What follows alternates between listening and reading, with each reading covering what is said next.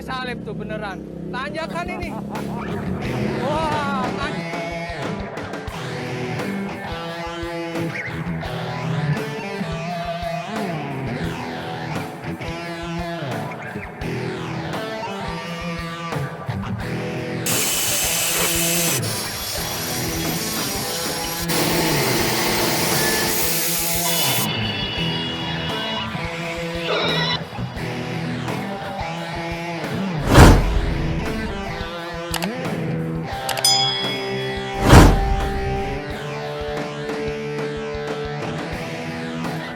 Halo Sobat Goes, jumpa lagi dengan saya Hendra Suara di channel Molekul. Kali ini saya berada di markasnya Patrol ya. Dan saya bersama Om Vincentius Yonggi, yaitu Head Marketingnya Patrol Indonesia. Nah, kali ini uh, saya ingin ngebahas flagshipnya Patrol ya. Patrol E6 ini yang basic ya.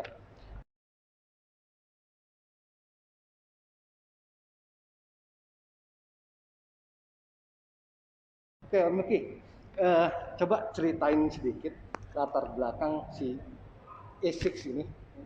Oke, E6 ini adalah sepeda eMPB versi enduro-nya.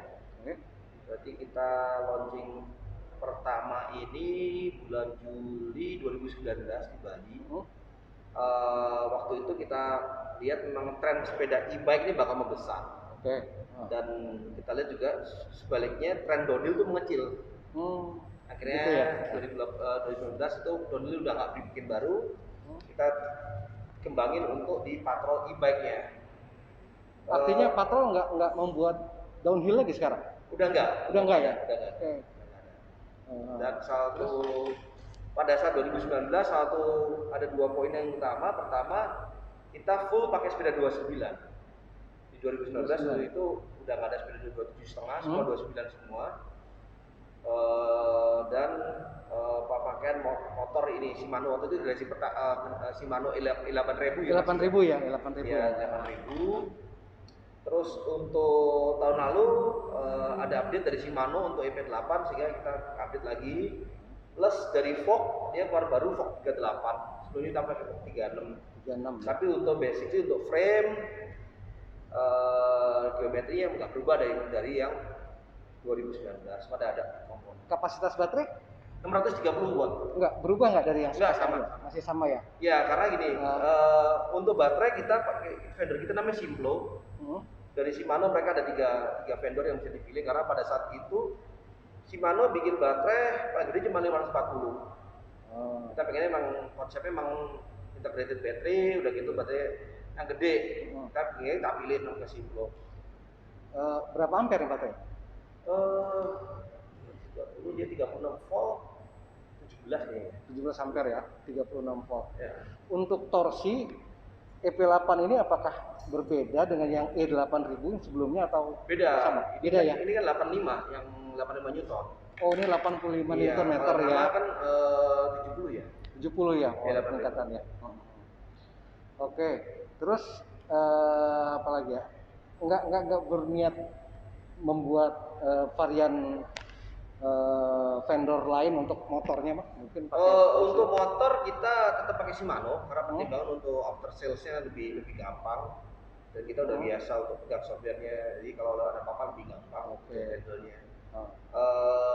Untuk Shimano sendiri juga ada improvement, nanti mereka akan tahun ini ada versi baru untuk model lain. Tapi untuk saat ini sih EP8 nih dari segi software-nya, dari segi powernya paling oke ya. Mungkin ada lebih gede, tapi untuk warranty-nya gimana, untuk after sales-nya itu masih PR juga. Jadi kita terpilih tetap untuk Shimano. Ya, kalau kayak untuk power sih kan kayak Bafang dia keluarin yang 1000 watt itu 160 Newton meter. Ya, tapi baik lagi bahwa e-bike kita adalah pedal assist dan kita mengacu ke regulasi E25. Jadi kita nggak bakal kelewat kecepatannya di 25 km atau 32 km tergantung regionnya. Kalau region Amerika kan dia pakainya kan tipe 2, dia 20 mile. Kalau ya Eropa dia mentok di 25. Ini yang orang agak perdebatan bahwa di Indonesia orang maunya e-bike kencang gitu kan. Ya. Padahal e-bike itu ada yang membantu ketika mereka nanjak atau mereka ada obstacle yang butuh power. Itu yang banyak orang kita masih salah kaprah. Iya. Pengennya e-bike tapi kencang road bike ya. Nggak bisa. Iya, mungkin masih banyak yang berpikir e-bike ini seperti motor gitu fungsinya. Iya. Padahal beda ya. Jadi kalau kita lihat bahwa ketika orang udah main e-bike itu dia bukan oke dia lebih cepat. Contohnya kita nanjak kecepatan 17 gitu ya, tadi pakai sepeda biasa ngos-ngosan tiba-tiba kecepatan bisa nanjak nyanteng kecepatan 17 itu suatu improvement. Tapi goalnya bukan dia kecepatan bisa 40-50 karena balik lagi ini buat E25. Banyak orang ngoprek ya, boleh belajar dioprek sih, tapi pertama ini garansinya kan hilang, dan kedua banyak orang nggak tahu apakah komponen ini siap untuk kecepatan di atas 25. Itu juga fair juga ya. Contohnya paling gampang dari ban untuk kecepatan 25 dan kecepatan di atas 50 pasti beda konstruksinya. Nggak bisa asal. Di kita contoh paling lain itu dari jarinya aja kita pakainya paling gede dibanding sepeda yang biasa reguler. Termasuk sepeda downhill pun kalah gemuk jajarnya aja, karena kan dia ada torsi dan dia sepeda berat 24 kilo lebih kan, sehingga kecepatan 32 aja udah begini speknya, apalagi lebih tinggi. Nggak sembarangan asal orang bisa oprek, karena ada faktor lain dari komponen lain mendukung nggak. Untuk rantai juga kayaknya beda ya, harus lebih kuat. Ya di beberapa merek sih udah bikin yang beda ya, tapi saat ini Shimano belum sih, mungkin kedepannya kan akan beda. Ya kayak KMC itu kan dia sudah ngeluarin SLI ya. Dia klaim lebih besar 20% sih pinnya itu ya. Cuma kalau Shimano kan dari dibasikin di 12 speed, dia ikut ke apa namanya shifting dynamic gitu. Jadi kalau di Shimano yang baru ini kita pencet 3 kali dia langsung naik lagi gede. Maksudnya gimana? Shifternya ini kita pencet 3 kali dari paling kecil 1, 2, 3 dia bisa langsung paling gede. Oh, langsung lompat ke atas dan gitu. itu juga dipengaruhi nggak cuma dari RD-nya tapi bentuk rantai juga spesifik. Cara masangnya pun juga spesifik, nggak boleh kebalik. Karena dia ada alurnya, makanya dia bisa naik lebih cepat. Oke, asik. Terus ini Mas, ini kan belakangan pemerintah kayaknya sedang gencar nih mau ke industri electric vehicle ya. Kan kemarin belum lama itu sudah dibentuk holding baterai Indonesia ya. Itu apa aja? Pertamina, Antam, sama ada 4 BUMN yang membuat holding itu yang tujuannya akan memproduksi baterai di lokal lah Indonesia gitu. Nah, apakah nanti kalau sudah ada suplai baterai lokal itu bisa menekan harga nggak? Sekarang kan kita tahu sendiri baterai lumayan mahal. Ini menarik ini banyak orang yang salah pikir bahwa dengan ada industri baterai di Indonesia itu otomatis akan memangkas. Berarti kita perlu ingat bahwa rangkaian baterai ini itu kan baterai yang dibilangnya lithium paralel. Di sistem baterai kita itu ada firmware-nya, ada chipnya. Dan dia ada sistemnya. Kenapa perlu ada sistem ini? Karena ini 630 watt Pak, 17 ampere 36 volt. Kalau ada apa-apa cukup bahaya kan. Sehingga dia ada sistem. Contohnya ketika ini kan untuk charging port nih. Kalau orang nyuci lupa tutup gitu ya, jadi nyalain dia akan mati. Oh, langsung cut off ya? Langsung cut off dari baterainya. Dia nggak langsung ngeluarin daya karena dia akan sensornya akan memutuskan power kayak kita MCB-nya gitu ya kalau di rumah, supaya baterai nggak rusak, motor nggak rusak. Jadi itu bukan baterai disusun disambung kita misal kita hitungan satu baterai kapasitasnya 5,6 volt 1039 ampere, kita kalkulasi disambung-sambung di las baterai itu jadi enggak. Baterai itu ada firmware-nya, ada software-nya. Itu yang kita belum nyampe di sana. Tahapnya masih panjang. Kita mungkin bisa bikin sistem sel baterainya ya. Dari bahan-bahan yang ada di Indonesia mangan, sebenarnya ada nikel, kita bikin jadi selnya. Tapi untuk ketika disambungin, mau pakai MacBook, mau pakai Tesla itu sebenarnya sama. Mereka ada engineer lagi bahwa baterai disusun. Mereka ada sel. Misal satu sel mati, apa yang terjadi? Itu kan ada satu sistem yang harus ngatur. Jangan sampai cuma gara-gara satu sel mati, sistem shutdown. BMS itu ya? Iya, Baterai ada BMS-nya, Management baterai System. management sistemnya. Iya. Berarti nggak segampang itu Mas Hendra tadi. Industri ada, harga turun. Itu kan harapan Perjalanan masih panjang. Dan Iya. kita belum nyampe di situ. Dan uniknya yang main di sini nggak banyak di level sampai itu. Berarti berkata kalau dari kayak dulu kan ada hutan rotan, jadi rotan mentah, itu kita baterai. Ya. Tapi dari rotan menjadi mebel, itu kan banyak dulu diekspor. Ya. Nah, kita mesti mikir sampai jalannya ke sana. Contohnya kenapa kita pilih baterai vendor kita Simplo, Trend Power. Trend Power ini udah raksasa baterai, Pak. Yang pakai MacBook, pakai iPhone, iPad vendornya sama dan kita pakai. Jadi nggak sembarangan. Oh ini baterai ini kalau ada orang wah harga satu selnya 20.000 kali 100 berarti harganya juga nggak begitu itu nggak, karena di baterai itu ada teknologi. Belum lagi cangkangnya gimana, sistem keamanannya. Konstruksi baterai setelah di dalam cangkangnya itu, gimana caranya dia nggak konslet, gimana caranya dia nggak kemasukan air. Itu kan butuh perjalanan lagi, Mas. Iya. Oke. Ini Om Yogi, saya masih bingung ini. Kalau melihat ini kan ada United, ada Patrol. Mungkin sebagian teman-teman masih bingung. Apa sih bedanya United dan Patrol sekarang ini? Oke, untuk United itu perusahaan awalnya adalah perusahaan keluarga. Mereka ada beberapa keluarga dari tahun 70-an dan sekarang di dalam perkembangannya antara United dan Patrol itu adalah suatu organisasi terpisah. Kita payungnya adalah PT Wahana Indo Utama. Untuk on brandnya kita ada dua, Patrol dan Dominate. Untuk impor brandnya Trek. Dan lagi ada beberapa komponen, ada ban, ada helm.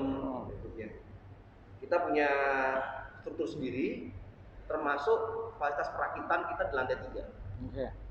United juga punya pabrik di Sentul, mereka punya R&D sendiri, kita juga punya R&D sendiri, kita punya desain grafis sendiri, jadi udah benar-benar pisah. Tapi mereka masih dalam satu rumah ya, satu rumah beda pintu. Iya betul. Terus boleh dikatakan United untuk pasar low dan mid end, Patrol ini lebih menyasar ke high end gitu produk-produknya. Secara produk orang akan lihatnya seperti itu ya. Tapi dari awal Patrol ini ketika dibikin 2014 kita diset sebagai merek global. Tapi bahwa kita posisinya buat ekspor global. Saat ini kita udah ekspor ke Norwegia, Australia, Hong Kong, Singapura, Malaysia, dan kita ada pekerjaan di negara-negara lain. Dan fokusnya adalah produk ini global. Makanya desainnya juga spesifik, nggak terlalu selera lokal, mungkin bilang warnanya mungkin nggak terlalu rame, minimalis. Kita sesuai selera global. Kalau dari segi harga, kita bandingin produk. Contoh untuk Isik S ini harga 88-an. Iya. Aluminium, travel depan 160, belakang 150. Kalau kita lihat dari komponen dan desainnya, ini 100 sepeda yang best value di market saya ini. Karena yang lain udah ada 100. Tapi kalau buat segmen orang bukan e-bike, ketika harga 88 akan keder kan, itu mahal sekali gitu kan. Sehingga untuk harga akan tergantung dari model atau segmen apa yang kita kejar. Kita nggak ngomong, karena kita juga ada yang entry level harga di bawah 10 pun juga ada kayak belakang itu. Patrol juga ya? Ada Patrol juga. Bukan United ya? Bukan, Patrol juga. Tapi secara umum Patrol itu fokus di mountain bike. Dia nggak bikin city bike.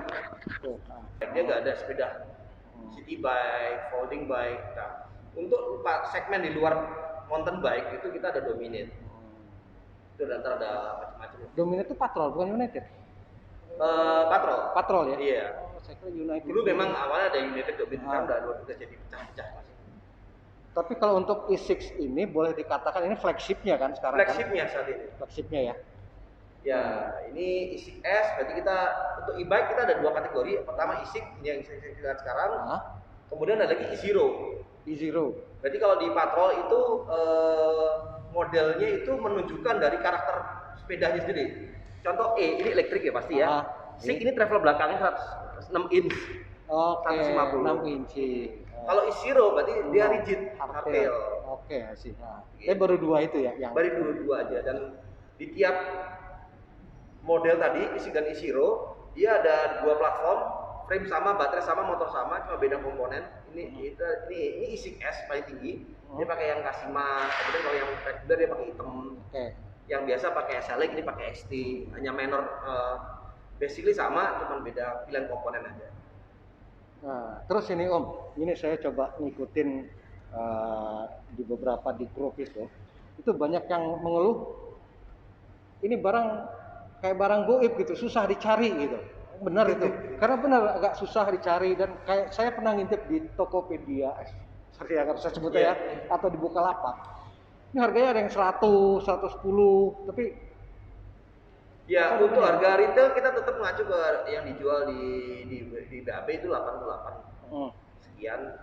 Kendala utama pertama tahun lalu memang terjadi lonjakan permintaan komponen sepeda dan gak cuma di Indonesia, global. Permintaannya edan beberapa kali lipat sehingga rebutan barang vendor. Terus Shimano tahun lalu juga sempat pabriknya tutup di Malaysia sehingga cukup mengganggu produksi selama 2 bulan. Ketika mereka belum balik buka lagi di bulan Juni, mereka kejar order yang 2 bulan ketinggal. Ya jujur ngomong kita juga agak telat. Ini produk ini kita launching tahun lalu September 2020, tapi delivery ke customer ya nggak merata dan plus kita ada ekspor. Ekspor yang paling gede saat ini di Australia dan Norwegia itu mereka kontaineran ya belinya juga, dan ini termasuk satu item favorit buat mereka karena harganya ya reasonable banget ya. Dan akhirnya ya yang terjadi dari sales lokal dari Indonesia sama ekspor ini harus saling jaga stok nih, jangan sampai nggak kebagian, sehingga itu jadi kendala juga. Contohnya Isik ini tinggal 1 di sini, itu pun karena saya XL. Ya dibilang barang goib ya mungkin iya karena ketersediaannya itu terbatas, saya juga ekspor. Ya sempat ramai saya ngikutin di beberapa grup-grup media sosial dan itu kan banyak yang cari tapi susah, katanya ini goib ini barang ini gitu. Ya begitulah keadaannya, jadi kita juga nggak bisa ngontrol kadang, tapi yang pasti kita jaga supaya nggak terlalu ada nimbun ya. Jadi orang pasti tiap dealer pasti kebagian lah, stoknya nggak banyak. Oke Om, ini terakhir nih Om, pertanyaan saya Om. E6 ini flagship petrol yang sudah ada di pasar Indonesia 2 tahunan ya, lebih kurang.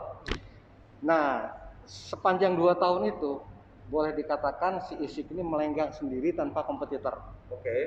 Nah, sekarang toko sebelah itu baru-baru aja kemarin itu melaunching flagship juga yang boleh dikatakan head to head sama ini, sama E6 ini ya. Kira-kira nih punya strategi khusus atau bagaimana, atau mau mengupgrade atau mau apa gitu? Kita kalau ngomong dari produknya sendiri, orang bisa bandingin dari spek komponen, kemudian geometri, sistem suspensi, handling, itu orang mesti nyoba. Makanya kita juga sering beberapa kali bikin acara untuk customer untuk nyoba, kita undang untuk main. Untuk after sales itu kita juga prioritasin, jadi mereka kalau kita siapin spare partnya. Jadi kalau pembeli patrol E6 sih aman ya. Kalau ada apa-apa sih bisa kontak ke IG kita atau ke email, nanti kita bisa bantu kalau ada masalah. Karena E6 sepeda e-bike pada umumnya itu kan baru buat dunia sepeda. Kalau dunia sepeda kita tahunya kan hanya mechanical, mechanical ya, shifter, pelor, apa. Sekarang dengan e-bike ini ada 2 faktor baru, elektrik dan software. Nah kita siapin di situ. Jadi kalau di software sendiri kita juga siapin, karena kita ada software khusus untuk diagnosis dari Shimano. Kemudian dan pastinya kalau kita ada warranty, kita juga di backup sama Shimano, jadi lebih gampang lah, aman. Dan kadang kita usahain supaya kalau ada klaim spare part kita nggak lama sehingga orang bisa main lagi. Kalau untuk ngomong kompetisi ya wajar lah, tapi kalau untuk segmennya sendiri kita nggak ketemu mereka. Maksud kita mereka keluar. Karena kita dari awal kita set global. Gitu. Ada rencana pembaruan kosmetik atau apa untuk upgrade lagi? Sebenarnya ada sih, tapi saya belum bisa buka. Ya tunggulah beberapa bulan lagi nanti kita ada update baru dan rasanya cukup wow lah. Tunggu tanggal mainnya ya. Tunggu tanggal mainnya katanya. Belum dikasih tahu. Iya. Tapi ntar saya diajak ya kalau. Siap. Bareng baru itu ya. Terus saya undang Pak Hendra. Oke. Oke, Om Yongki, terima kasih banyak ngobrol-ngobrolnya, ngebahas patrol ini. Mungkin nanti kita bisa coba si patrol ini untuk di channel saya. Jadi begitu Sobat Goes, perbincangan kita dengan Om Yongki ya tentang si patrol ini. Semoga mencerahkan dan sobat-sobat Goes mendapat pengetahuan tambahan lah tentang si e-bike ini. Oke, tetap ikuti channel saya Hendra Suhara Ngulik You. Jangan lupa like, subscribe, share teman-teman, dan nyalakan tombol loncengnya ya. Sampai jumpa lagi di video selanjutnya. Salam Goes, salam sehat. Mantap.